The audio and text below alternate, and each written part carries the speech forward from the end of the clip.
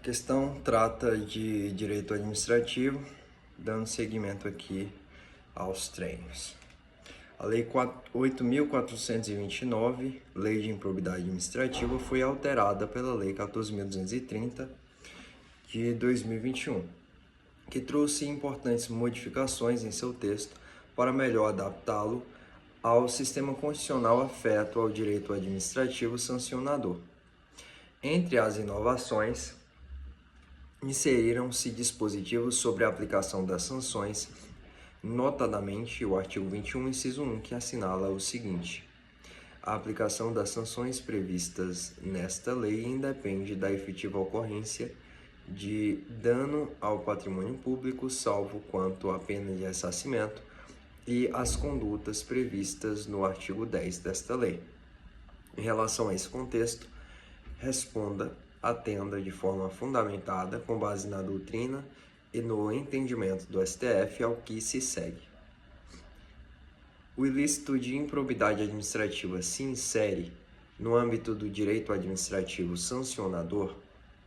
Discorra na sua resposta sobre o conceito de direito administrativo sancionador e sobre o princípio da moralidade administrativa. O artigo 21, inciso 1 da Lei 8.429 é válido à luz da Constituição Federal de 1988.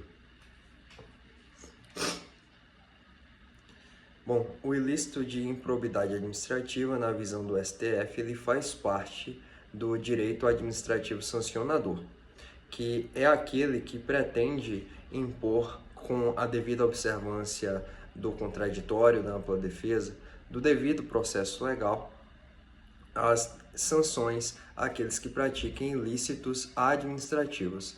Faz parte, portanto, a lei de improbidade administrativa de um direito sancionador, de um microsistema sancionador, que, junto com o direito penal, consagra essa esfera de punibilidade. Sobre o tema, o STF decidiu que o direito administrativo sancionador resguarda peculiaridades que são diferenciadas por essência do próprio direito penal. E, por exemplo, na visão do STF, não há que se falar em retroatividade da lei mais benéfica de modo acrítico da lei de improbidade administrativa. Portanto, quando dessa decisão, o STF decidiu que não necessariamente a exclusão da culpa retornaria ou retroagiria, melhor dizendo, para alcançar aquelas condutas que já tiveram o seu julgamento transitado em julgado. Agora, sobre o princípio da moralidade administrativa, é um princípio que está esculpido no artigo 37 caput da Constituição, e é um princípio que vem junto com o neoconstitucionalismo após a Segunda Guerra Mundial, vem inspirado nesse período a trazer um mínimo de eticidade para a aplicação do direito, principalmente do direito constitucional e das decorrências a partir daí. Há uma constitucionalização do direito administrativo, por exemplo, e, portanto, a necessidade de aplicar essa correlação entre o direito e a moral, direito e a eticidade, baseado também esse princípio na legalidade. Então, segundo Gilmar Mendes, a moralidade administrativa está de maneira imbricada com o princípio da legalidade. Já o artigo 21, inciso 1, que prevê que independerão essas sanções da efetiva ocorrência de dano ao patrimônio público, o STF julgou ser constitucional, salvo quanto à pena de ressarcimento e às condutas previstas no artigo 10, que diz respeito aos atos de improbidade por lesão ao erário. É constitucional, tendo em vista que não afronta o regime do direito administrativo sancionador, não afronta a punibilidade que o devido processo legal busca constitucionalizar. Essa punibilidade, inclusive o artigo 37 traz as sanções cabíveis, e para o STF portanto, é válido porque não infringe também a proporcionalidade. Ok.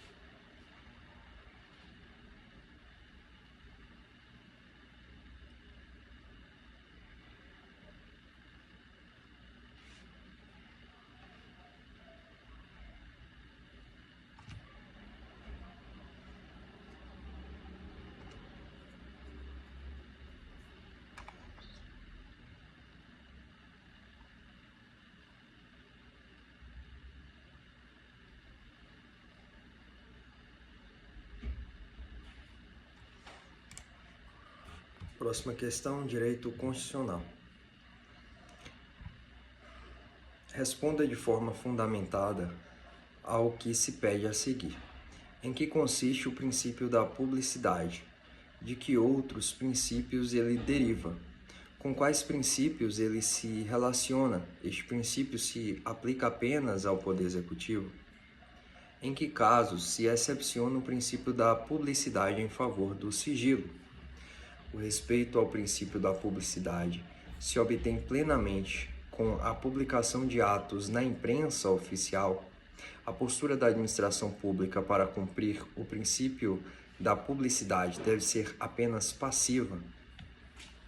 Excelência, o princípio da publicidade ele tem guarida no artigo 37 caput da Constituição. Ele deriva de diversos outros princípios correlacionando-se também com o princípio da legalidade, com o princípio da indisponibilidade do interesse público, com o próprio princípio da supremacia do interesse público, que dispõe que o interesse público, para ser preservado, ele deve ser transparente, com o próprio princípio da moralidade, da impessoalidade. Então, há uma correlação com todos esses princípios, não se aplicando somente ao Poder Executivo, de modo que esses princípios também têm aplicação a todo o âmbito da administração pública, quando os demais poderes, órgãos, entidades atuam na esfera administrativa, Poder Executivo, Judiciário, Ministério Público, todas as entidades de direito público, quando atuam nesse caráter administrativo, nessa esfera, têm o dever de dar publicidade. A hipótese de exceção, ou as hipóteses de exceção, a esse princípio, são restritas, haja vista que o princípio corresponde a justamente uma regra esculpida na Constituição Federal, deriva de norma constitucional. E, portanto, as exceções são tidas pela jurisprudência, principalmente a jurisprudência do STF e do STJ, como excepcionalíssimas. O STJ, a julgar recentemente tema na seara ambiental, decidiu que a administração pública ela tem deveres de publicidade ativa, ou seja, publicar os seus atos independentemente de requerimento, publicidade passiva e até mesmo a publicidade reativa, que seria a criação de publicações de conteúdos que não necessariamente estariam previstos em lei, mas que surge por alguma razão a sua necessidade. E, portanto, os casos que excepcionam são no caso da publicidade ativa, o devido interesse público justificado pela administração. Nos casos da publicidade passiva, a excepcionalidade, segundo o STJ, deve abranger os casos legais de interesse público, segurança nacional, segurança do país, ou, no caso da publicidade reativa, a desproporcionalidade da publicação desses dados que inexistem à disposição do público em princípio. Quanto ao item 3, o respeito ao princípio da publicidade se obtém plenamente com a publicação de atos na imprensa oficial.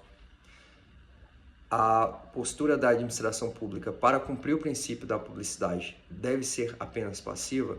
Bom, Excelência, quanto a esse último ponto, eu julgo já ter respondido, a destacar as espécies de publicidades que existem, ativa, a passiva e até mesmo a reativa, portanto, não deve ser apenas passiva. E o respeito ao princípio da publicidade não se obtém plenamente com a publicação na imprensa oficial.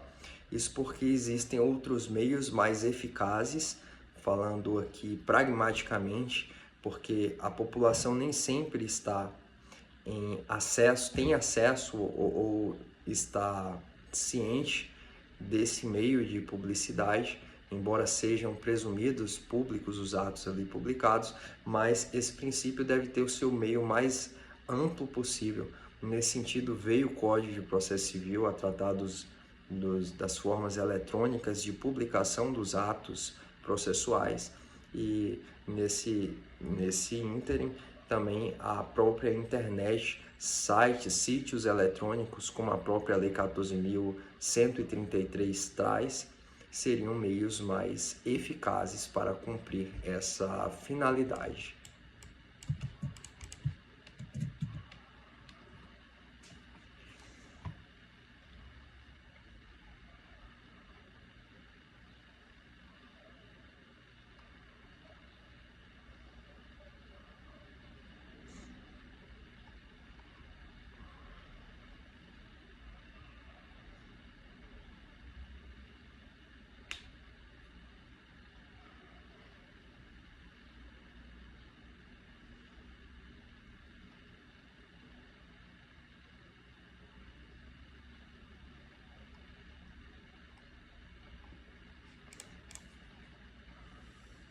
Vamos aqui para a última questão de direito previdenciário.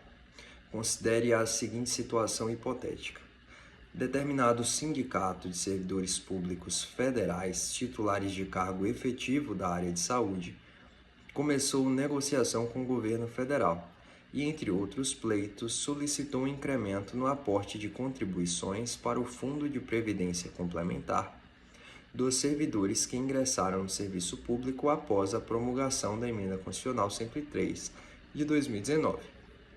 Em síntese, o sindicato pretende que para cada R$1 de contribuição normal pago pelo servidor, a União aporte outros R$2. Diante da situação hipotética apresentada, à luz da legislação de regência, discorra sobre a plausibilidade jurídica do pedido formulado pelo sindicato, indicando a base normativa que fundamenta o seu posicionamento. Excelência, aqui, por ser servidores efetivos, trata-se de regime próprio de previdência social estabelecido no artigo 40 da Constituição Federal e ainda na Lei 9.717. Dito isso, essa lei estabelece que a contribuição da União não poderia ser superior ao dobro da contribuição dos segurados, de modo que esse pleito, em princípio, não se revela ilegal. Então, existe a plausibilidade jurídica. Com o incremento, com a promulgação da Emenda Constitucional 103 de 2019, esses fundos, essa criação de fundos foi limitada, ou seja, apenas excepcionalmente por meio de legislação específica seria possível a criação desses fundos e desde que justificadamente. Quanto ao ponto, essa integração da União com aporte em dobro da contribuição do servidor, portanto, possui guarida legal e não seria inviável. Sabe-se que a Previdência Social possui caráter contributivo, o RPPS também, com a emenda 103 de 2019, trouxe esse caráter contributivo expressamente na Constituição para o RPPS, e um dos princípios que rege a Previdência Social é o equilíbrio atuarial e que pode se dar também com esse aporte a título do patrocinador, para que se garanta que exista nessa forma de distribuição dos benefícios o devido aporte nos fundos para arcar com estes.